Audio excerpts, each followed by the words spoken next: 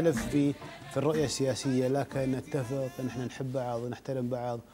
وايضا اهلي وابناء عمومتي من يام او من المرة يعني لا يقولون وطنية عن اي واحد، اصحاب رأي، بس انا متأكد انهم اكثر ناس حبا لهذا الوطن، ما يعني يزودون على احد، من نفسهم حالهم حال اي كويتي، يحبون لديرتهم، يخافون عليها، لهم اراء سياسيه، وهذه من نعم الله على هذا الشعب، بان اكرمه بديمقراطيه صحيحه.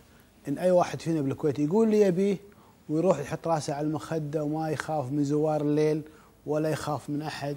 فبالتالي انا لي دعم من اهل الكويت بشكل عام، لدعم من اهل الدائره، لدعم من قبيلتي كبرى، قبيله الكويت.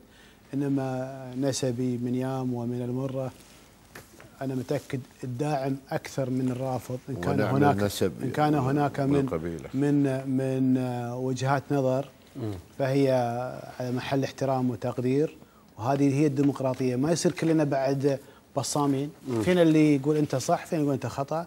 إن كنت أنا مقتنع بهذا الشيء فأنا أسويه حبا في وطني، وإن كان في البعض يعتقد بأن المقاطعة هي الحل فهو حقه ورأيه.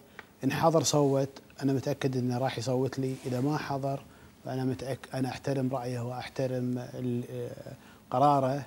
أتمنى من الجميع أن يحط أول شيء دينه ومن ثم وطنه وأولاده أمام عينيه، وأنه يحسبها صح.